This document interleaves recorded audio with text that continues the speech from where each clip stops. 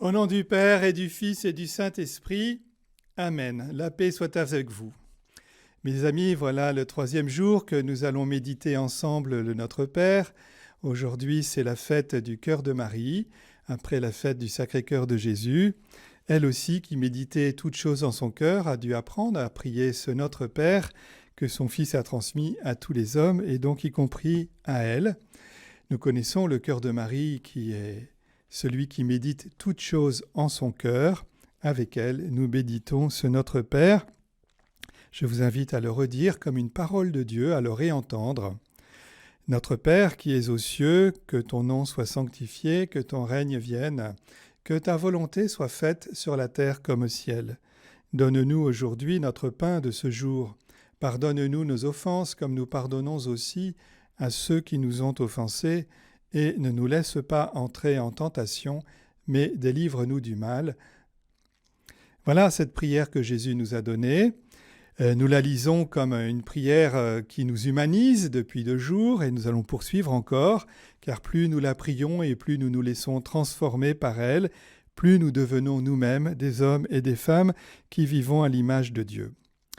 Alors hier, j'évoquais le « donne-nous notre pain de ce jour » en disant que c'était la nourriture pour lutter contre l'angoisse de la mort qui nous conduit trop souvent au péché, contrairement à Jésus qui, malgré l'angoisse de la mort, n'a jamais péché. Eh bien, aujourd'hui, je vous invite à méditer la phrase suivante « Pardonne-nous nos offenses comme nous pardonnons aussi à ceux qui nous ont offensés », parce que ça nous arrive, hélas, de pécher. Je ne sais pas vous, mais il m'arrive encore de me confesser.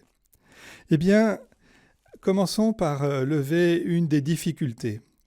Parce que, et je m'en excuse, au fur et à mesure de cette méditation, je dirai des choses sur la réalité du pardon, et peut-être que ça réveillera des moments difficiles pour l'un ou l'autre d'entre vous, car c'est la réalité de vie la plus compliquée, la plus douloureuse qui soit, et le but n'est pas de réveiller les souffrances, mais je pense qu'il n'est pas impossible que ça puisse arriver.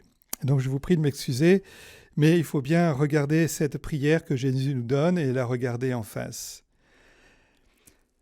L'autre difficulté, c'est que la phrase donne l'impression que le pardon de Dieu est conditionné à notre propre pardon. Pardonne-nous nos offenses comme nous pardonnons à ceux qui nous ont offensés. Et donc si nous ne le faisons pas, Dieu ne nous pardonnera pas. Alors, encore une fois, il faut regarder l'Écriture dans son ensemble et jamais se réfugier sur une seule phrase. C'est ce qu'on appelle l'exégèse canonique, l'exégèse qui prend en compte toute l'Écriture. Eh bien, vous connaissez cette parabole que Jésus lui-même donne, qui est celle du débiteur impitoyable, et qui arrive un débiteur qui a 1 million ou plusieurs millions de pièces d'argent de dette vis-à-vis de son roi. Et il arrive et il va négocier pour qu'on lui remette, non pas la dette, mais qu'on lui donne un délai pour payer. Et alors il fait tout un discours et le roi se laisse toucher. Et au lieu de lui donner un délai, il lui remet toute sa dette. Et ce débiteur, qui vient de recevoir bien plus qu'il n'imaginait, auquel il espérait obtenir, et il sort et il tombe sur un de ses débiteurs à lui, qui lui doit non pas des millions, mais juste 100 petites pièces. Et il lui demande de tout rembourser. Alors le petit débiteur lui fait le même discours qu'il a tenu, lui, vers le roi. Il dit « Donne-moi un délai, je te payerai ». Et au lieu, au fond, de lui remettre sa dette, comme on lui avait remis à lui, il exige qu'il lui rembourse tout et il le fait mettre en prison. Alors on rapporte ça au roi, tout désolé de son attitude, et le roi le fait mettre à ce moment-là en prison et exige qu'il rembourse tout. Alors vous voyez, dans ce jeu très très subtil, en fait, Dieu prend l'initiative du pardon. Dieu prend l'initiative du pardon, mais à toute grâce reçue correspond une mission confiée, c'est de faire de même. Si on m'a pardonné, c'est pour que je pardonne. Et en réalité, dans la vie humaine, dans nos familles, nous avons tous commencé à être pardonnés. Aucun parent n'enferme les enfants dans leurs petites bêtises. Sinon, ils ne grandissent pas. Ils ne passent pas leur temps en disant « tout à l'heure, tu as cassé une assiette, hier, tu as cassé une assiette, la semaine dernière, le mois dernier. » On n'enferme pas les gens dans leurs fautes, sinon on n'en sort pas. Et c'est la grandeur de la vie humaine et de l'apprentissage familial que de nous faire découvrir que le pardon nous fait revivre. Et parce que nous avons reçu le pardon, nous pouvons pardonner à notre tour. Eh bien, voilà l'enjeu. Pardonne-nous nos offenses comme nous pardonnons à ceux qui nous ont offensés. C'est-à-dire que, nous avons à travailler ce lieu. Et je rappelle, pour ceux qui auraient l'Évangile sous les yeux, qu'à la suite du Notre Père, dans le chapitre 6 de Saint Matthieu, il y a la phrase suivante que nous avons lue jeudi soir, dans l'Évangile du jour de jeudi soir, car la seule phrase que commente Jésus du Notre Père, la seule, c'est celle-là, et en disant « Car si vous vous pardonnez les uns aux autres, votre Père du ciel vous pardonnera. Mais si vous ne le faites pas, il ne vous pardonnera pas. » L'enjeu du pardon, c'est le salut, rien d'autre, mais tout cela. Et donc, il ne faut pas se louper sur cette question du pardon. C'est une exigence extrêmement difficile, compliquée, douloureuse. On le sait bien parce qu'on a toujours l'impression d'y perdre dans le pardon. Mais en réalité, on se retrouve soi-même et dans nos relations avec les autres. Alors ne me faites pas dire ce que je n'ai pas dit, à savoir que le pardon remplacerait la justice. Non, la justice et le pardon marchent ensemble. Il n'y a pas de pardon sans justice, il n'y a pas de justice sans miséricorde. Et quand il y a justice, il faut bien aussi accepter qu'elle se mette en œuvre. Vous avez des gens qui enferment des gens qui ont fait des fautes graves, qui ont payé leurs dettes, mais ils les maintiennent dans un ostracisme. Il n'y a pas de miséricorde des fois pour certains. Or, il faut aussi l'un et l'autre, et pas l'un sans l'autre. Alors je reviens sur ce « pardonne-nous nos offenses ». C'est parce que nous avons été pardonnés que nous pouvons le faire, mais que nous devons le faire. Pour le dire un peu autrement, en reprenant un magnifique livre du cardinal Hans Urs von Balthasar, ça s'intitule « Le devoir d'espérer pour tous ». Chacun d'entre vous, moi compris, nous espérons être pardonnés de nos fautes, être réinstaurés dans des liens d'amitié et de fraternité. Eh bien, pour pouvoir espérer pour soi-même, il faut pouvoir espérer pour les autres. Et si nous ne le faisons pas pour cela, comment pouvoir un jour espérer être pardonné ? Voilà. Alors on peut se dire, oui, mais mon péché à moi, c'est pas grave, celui de l'autre, c'est terrible, donc lui, il n'aura pas de miséricorde. Ah, mais qu'est-ce que j'en sais de la gravité des péchés, de la gravité de l'intention de l'autre ? On ne sait pas tout. Dieu seul connaît le fond des cœurs. Donc mieux vaut être prudent. Je vous donne un petit exemple comme ça tiré de ma pratique pastorale. Je me souviens d'un couple de fiancés, et nous parlions ensemble, et à un moment donné s'évoque dans l'entretien la question du pardon, et peut-on tout pardonner ? Et j'entends le fiancé partir illico. Ah non, parce que on ne peut pas tout pardonner. Ah, je dis quoi donc ? L'adultère qui dit, pas possible, on ne peut pas tout pardonner. Et sans doute que dans sa tête, il avait cette idée que si je dis que peut-être qu'on peut aussi pardonner ça, c'est comme donner autorisation à l'autre d'aller voir ailleurs. Ah, où en était la confiance ? Et alors, la fiancée à ce moment-là réagit et dit « Mais tu te souviens, il y a 3 ans, tu avais promis de partir avec moi en vacances, puis là, tu es parti avec une autre. » Alors là, je vois mon fiancé qui passe par toutes les couleurs de l'arc-en-ciel. Il y a un grand moment de solitude, comme on dit. Et puis la fiancée poursuit. Elle ne le laisse pas dans cet état. Elle lui dit, puis tu vois, aujourd'hui, nous préparons notre mariage. Ah oui, dit le fiancé, peut-être qu'on peut tout pardonner. Voilà, incroyable. Et il faut cette expérience-là pour pouvoir accepter. On a besoin d'être pardonné pour être introduit au pardon. Et il ne faut pas se l'interdire, en tout cas. Alors je reviens sur quelques conditions qui manifestent pourquoi c'est difficile. Alors le pardon, ce n'est pas oublier, parce que quand on a oublié, on ne sait plus de quoi il faudrait, et à propos de quoi il faudrait donner un pardon. Le pardon, c'est une affaire de mémoire vive, de mémoire active même. Il y a notre sang qui tourne comme ça, il fait qu'un tour, comme on dit, dès qu'on évoque une situation. Deuxièmement, qu'est-ce que je fais de cette mémoire ? Je peux avoir une mémoire contre l'autre, une mémoire de vengeance, ou bien une mémoire pour l'autre. C'est-à-dire que les parents le font naturellement pour leur enfant. Si un jour il a menti ou s'il a pris un bonbon dans un magasin et qu'il a volé, le soir, les parents se disent comment on va faire pour l'aider à aimer la vérité, pour l'aider à respecter la propriété privée. Il va y avoir une mémoire pour l'autre, pour l'enfant. On le fait assez naturellement. Quand c'est pour son conjoint, quand c'est pour un ami ou un collègue de travail, c'est pas pareil, parce qu'on pense que c'est un adulte qui devrait, etc. Alors que nous, bien sûr, on est parfait. Donc, avoir une mémoire pour l'autre, c'est pas si facile. Ensuite, faire le premier pas. Très souvent, on pense que puisque il y a un offenseur, eh bien, il faut que ce soit l'offenseur d'abord qui vienne demander pardon. Et nous, on est au fond dans un statut assez confortable de victime. On n'a plus qu'à attendre que l'autre vienne à nos pieds, comme on disait à l'époque, venir à Canossa. Et voilà. Eh bien non. Si on attend ça et que l'autre est sûr de se faire massacrer au moment où il va arriver, non. Le premier pas vient du visage avenant, prometteur d'un pardon de celui qui a été blessé. Et donc on a l'impression d'y perdre 2 fois avant de retrouver la vie.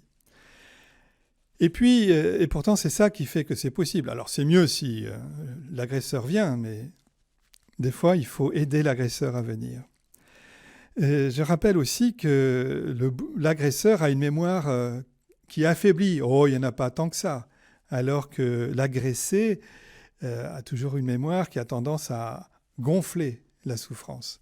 C'est ainsi. C'est notre vie humaine, il faut le savoir. Puis on aimerait tellement que l'autre nous demande comme nous demandons pardon, parce qu'au moins on serait sûr qu'il a bien demandé pardon. Mais un homme, ça ne demande pas pardon comme une femme, ni un adulte comme un enfant, etc., etc. Il ne faut pas accepter qu'il y a plusieurs chemins différents. Enfin, je finis sur le plus dur. Le plus dur, mes amis, c'est lorsque, au fond, la faute de l'autre nous oblige à changer de vie, à changer d'identité. C'est-à-dire que je peux être le meilleur des footballeurs du monde avec un avenir professionnel promis à des monts et des merveilles, et un chauffard me rentre dans un accident de voiture, me brise les jambes, et voilà que ma carrière est finie. Je peux avoir une mémoire pour lui. Je peux ajuster et ajouter et le pardon à côté de la justice. Mais en définitive, il aura changé ma vie et mon identité, et toute ma vie, je me souviendrai de cela. Et dans tout pardon, il y a l'extrême du pardon, c'est de consentir à la nouvelle vie qui m'a été imposée. Voilà pourquoi c'est extrêmement dur, et pourquoi on ne peut pas prendre à la légère cette réalité. Pardonne-nous nos offenses comme nous pardonnons aussi. Prenons un temps de silence sur un moment de musique.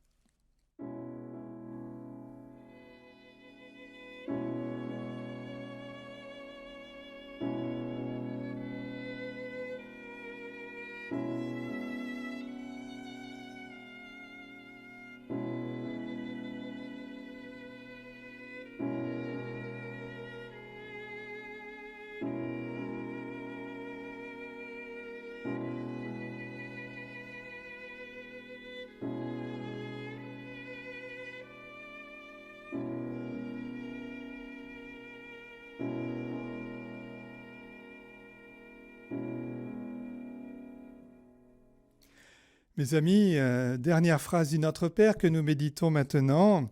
Ne nous laisse pas entrer en tentation, mais délivre-nous du mal.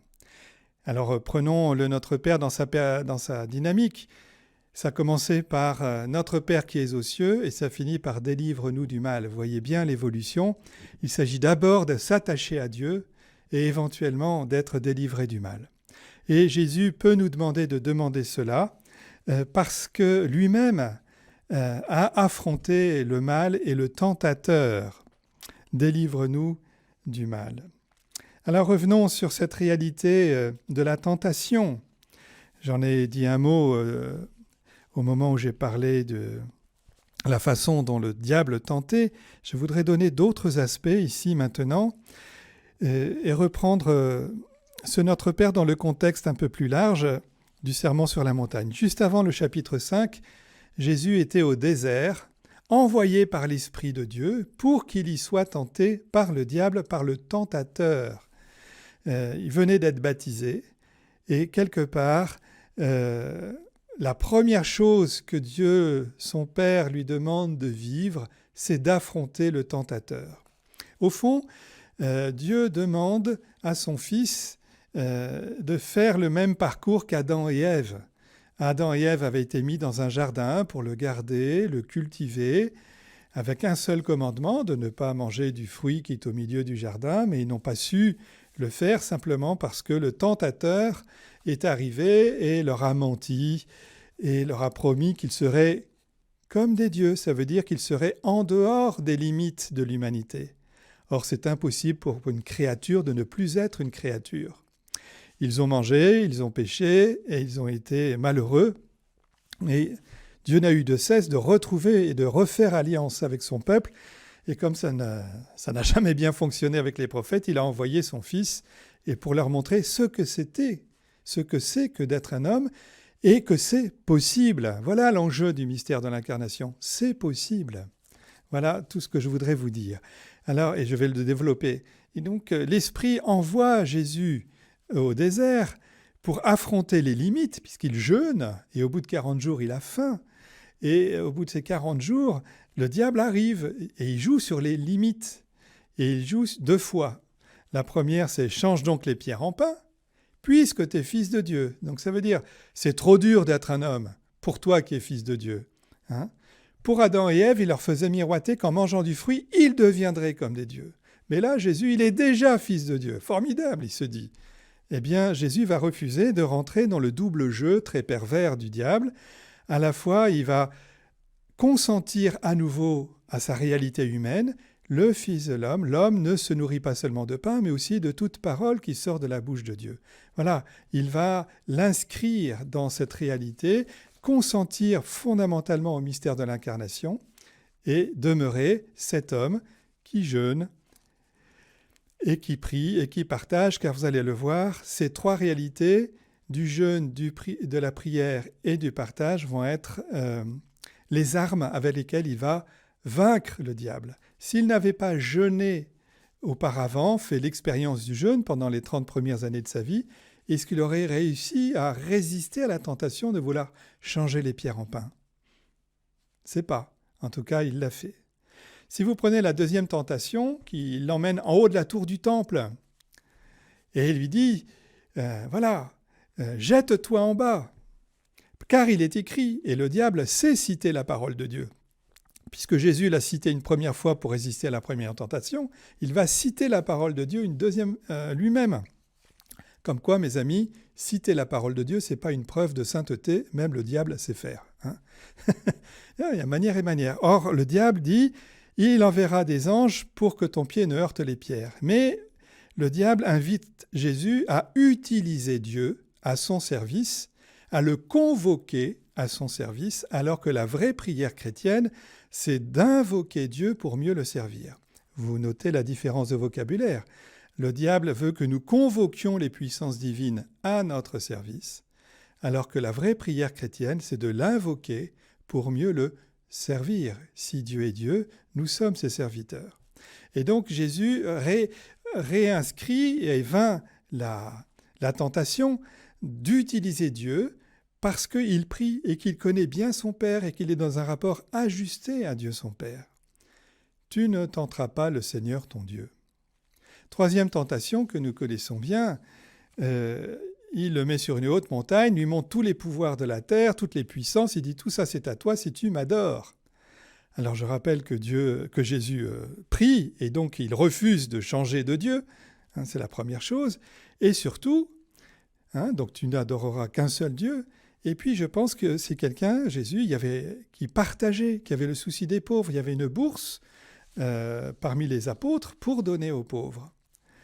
Et bien, il dit non, tu n'adoreras qu'un seul Dieu.